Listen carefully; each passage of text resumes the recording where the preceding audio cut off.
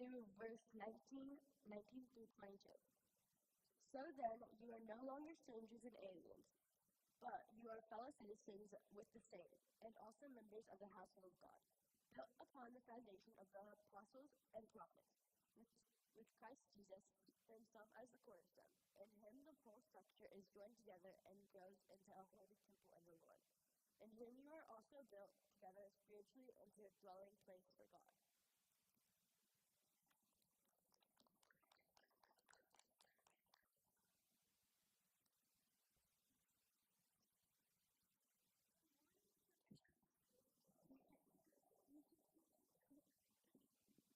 Okay, I'm Sarah Devine, a youth here at Vista 89 Methodist Church. So, if you guys haven't already picked up it already, our youth just came back from a week-long mission trip in Norman, Oklahoma.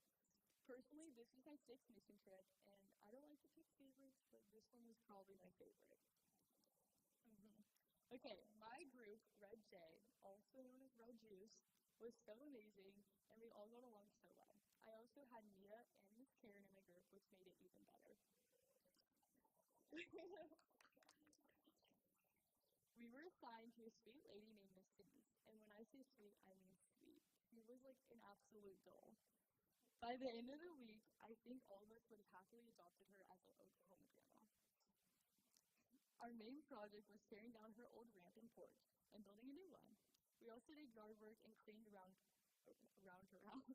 It was a little hot, but honestly, the weather couldn't have been better. One of my favorite parts was getting to know Miss Denise and her family. Her grandkids, Briley and Jackson, would come by and we'd play with them during our breaks. Sometimes we'd end up singing random songs, and Miss Denise loved it. There also may or may not have been some dancing involved too, but I won't name names. Anyways, by the end of the week, we weren't just a group of people building a ramp. We were friends. One verse that kept coming to mind during this trip was Galatians 5:13, which reads, "Serve one another humbly in love." Before the trip, I thought serving mostly meant doing work, building things, fixing things, getting dirty. And yes, it does mean that. But I learned that sometimes serving someone is just sitting and talking with them. Listening to their stories, playing with their grandkids, making them laugh, showing them that they are seen and cared for. Miss Denise's family has lived on the same 80 acres for generations, going all the way back to the Oklahoma land run.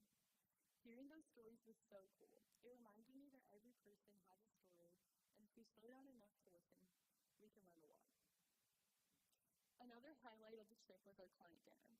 We got to serve dinner to the people we had worked for all week, and Miss Denise came with her family. Seeing everyone together was such a cool reminder of why we were there. I also have to mention my awesome group leader, Miss Karen.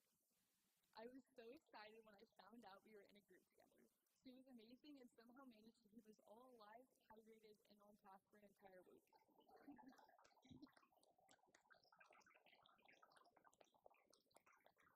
Which honestly deserves some kind of award. And of course, one of the best parts of the trip was the people I met. It's funny how quickly strangers can become friends when you're sweating together in Oklahoma heat and trying to figure out how construction projects are supposed to work. Since today is Father's Day, I also wanted to say thank you to my dad. Dad, thank you for teaching me the value of hard work and serving others. A lot of what I was able to do on this trip started with the lessons I learned from you, and I'm really grateful for that. I'll leave you with one last verse. Colossians 3:23 says, "Whatever you do, work at it with all your heart as working for the Lord." This trip reminded me that serving God doesn't always happen in big moments. Sometimes it looks like building a ramp, sometimes it looks like serving dinner, sometimes it looks like playing with kids or singing with a sweet Oklahoma grandma.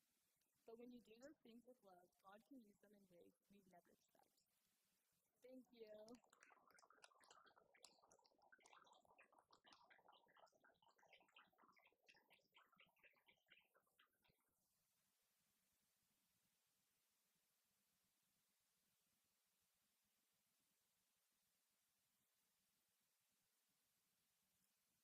right.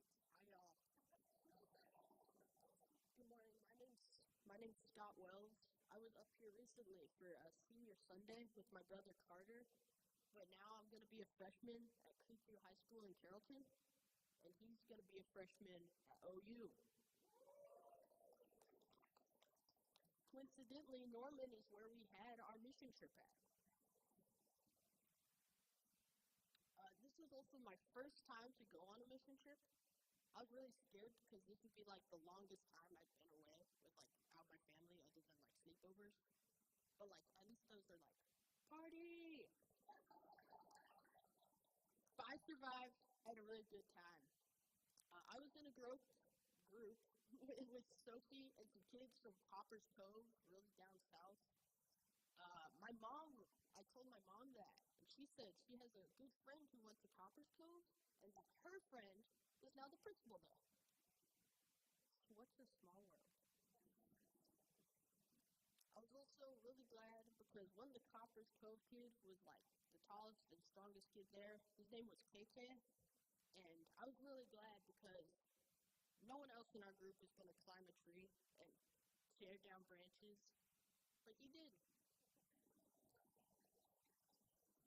I remember being with our client, Miss Peggy. I remember like sharing the lunches with her and seeing her tears water up when we showed her the before and after pictures. Because like when we first got there, we recognized like, oh, this is the house. But on the last day, we did miss her house because we thought our work was so good that we thought like, no way is this her house. It was her house. I remember doing a whole bunch of yard work and picking up all the leaves and the bundles. I remember scraping paint for 3 days. It does something to you. It makes you notice things. You know, you see a single crack, like even when I'm not at mission trip, I'm like, oh, paint scraping. So even though I was doing that, I really got to connect with some people. We're all in a line on walls and scraping. I remember Miss Peggy on our client night eating dinner with her. She was also the first person to tell her story about how much work we did in worship. I remember hearing her voice shake. It was really nice. It kind of made my heart full. We did have some conflict with Miss Peggy's grandson, but we still managed and we still finished our contract with some help from Group M, the people next to us. Seeing how Miss Peggy's grandson behaved and the condition of her home made me really thankful for my own family and friends and all the things I take for granted. I'm so glad I got to have my first mission trip with all the youth here, and also for the church for sending those notes.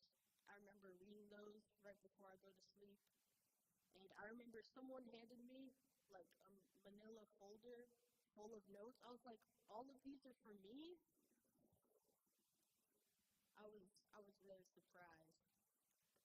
I'd also like to thank Ashley Ann for all the food that she was head chef, and for laughing when I had hidden her high school diploma from 2001, and I handed that to her like on the last day.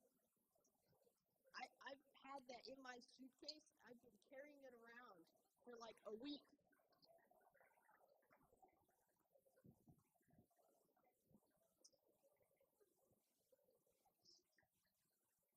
So I was really glad to do that. And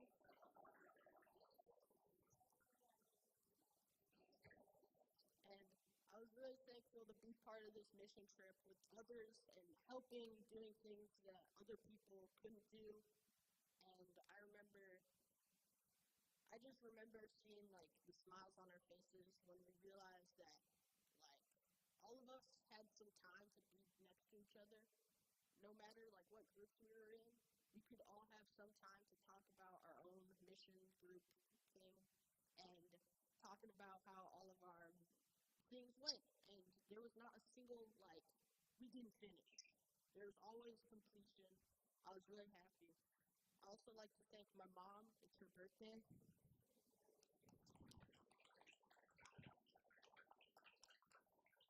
And my dad, and it's Father's Day, so that's like 2 in 1. And my brother, he's been on a lot of mission trips. He really thanked me, and he told me like how things work, including people here.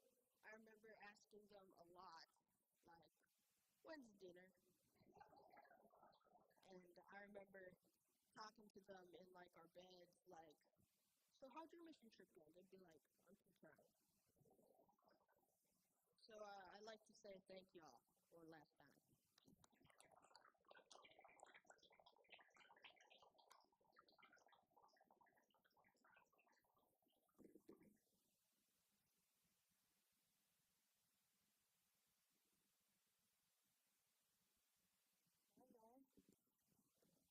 I'm Nina Harlow, and I'm going to my sophomore year of high school. As y'all know, we went on a mission trip this week, and I've always enjoyed mission trip, but this one, like, the theme really stood out. There's a lot of amazing people, and our client, as Sarah said, was amazing. So this week's theme was Build Your Kingdom, and it talked about, like, how all the different parts of the house create, like, help you build your faith. And so on Monday, we did the foundation. On Tuesday, we did the studs. On Wednesday, we did the roof. On Thursday was the door, and Friday was the light. On Monday, we talked about how the foundation, of how if God is your foundation, then you are loved. They focused on how even when things get hard and stressful, and it feels like you're in a storm, God will always be there as a foundation for your life. On Tuesday, we talked about the studs. This day focused on how it takes an army of people to help, and that having people in your life to love and to help you can build your faith even stronger. Out of all the days, this one was probably my least favorite because I just don't like asking people for help. And so it felt like hard because, I don't know, I don't like inconveniencing people. Out of, it's never been my strong suit from a very young age, and it wasn't my clients either.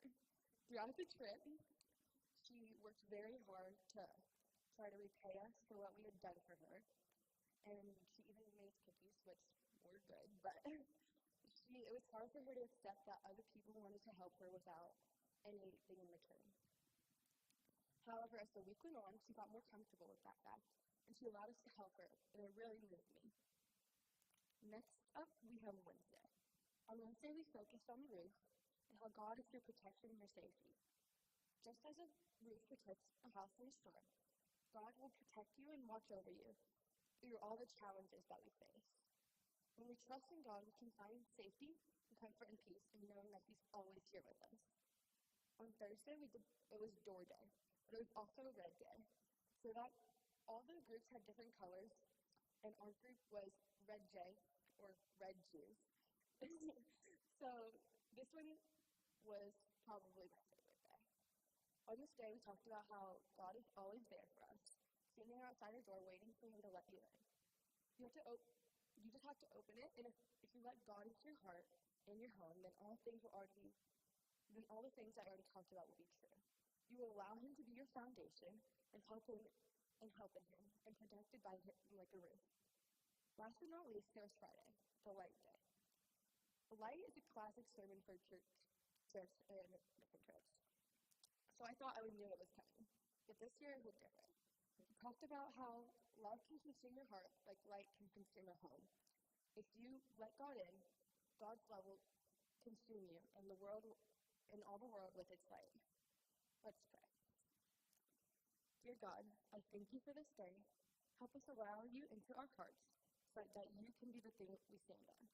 Give all who don't have the strength and the will to help God in the world, and show us God how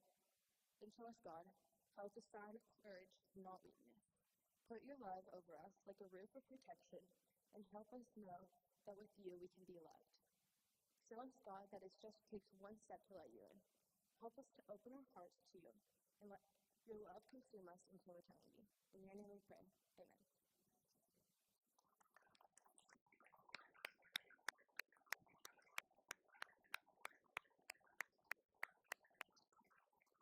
As you can see, we had an amazing week in Norman, and I'm so grateful. Thank you for coming to hear those stories. I want you to hear in those stories the message. One of the things that we saw this week was it really was not about, even though I think this was Kennedy's third fence, correct? She built her third fence. I feel like every year when she finds out what her project is and we say fence, she's just like, but she did such a great job. I saw pictures. It was a beautiful fence. She's becoming quite the fence expert. You should start a business. But it wasn't just about the fence, right? It wasn't just about the ramp. What all of them said between all of their homeowners was it was about their homeowners feeling seen. Like so many times we have these neighbors who we can see it by the way that they're unable to maybe manage their home, some of them more elderly, and they feel forgotten. And so when a group of mixed matched teenagers from all over Texas come and say, how can we help you? And they don't just get out there and quietly scrape the side of the wall, because I know they weren't quiet, but they do it with joy, and they do it while singing and dancing and asking about stories about how long they've lived there and find out about the property and the stories of origin of these families. These people feel seen. I think that's the message of the gospel. That's the message of Ephesians. You are not forgotten. You are seen and you are beloved. On the last night, we got to partake in communion, and being the only elder that was on the trip, I got to do communion with the kids. And one of the things I said is, you're going to feel after this week like you did such good work, and you did. I've seen the pictures of the ramps and the painting and the yard work that was transformative that you passed by the house you couldn't even recognize because you did such good work. But even if you never help another person for the rest of your days, if something happens to your hands or your feet or your heart becomes so broken that you are not able to do the kind of things that you did this week, guess what? God loves you. God loves you. God loves you. We do not earn God's love because we go out and we do good works.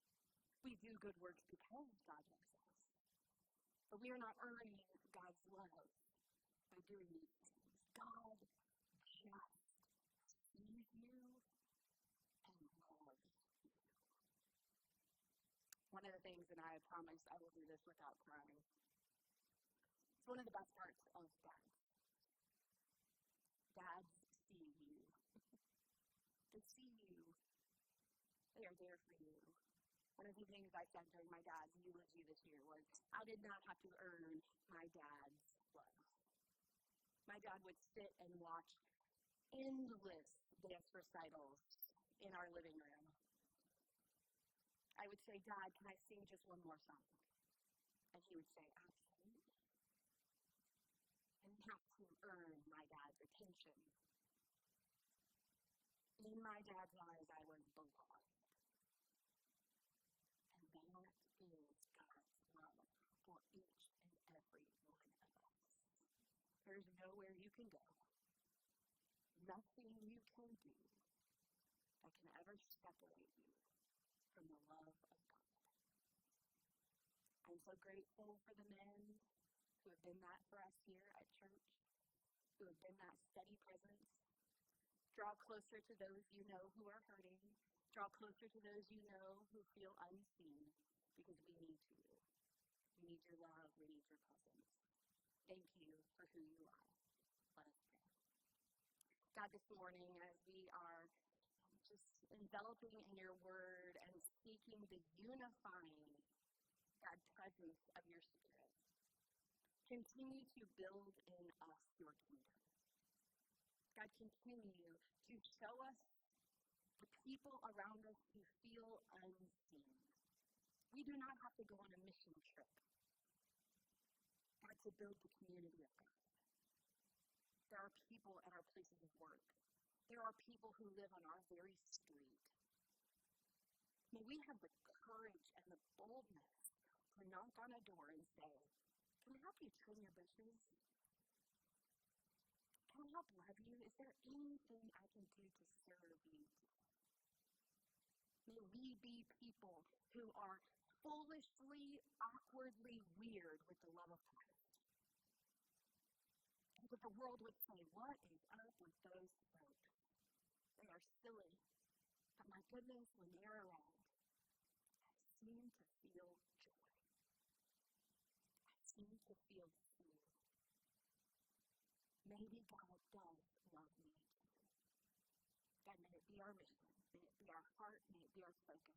And thank you for those who have loved us to this moment. Those who have shown us the Jesus that has helped transform our lives. God, today we lift them up and give you thanks. In the name of the Father, the Son, and the Holy Spirit, we pray.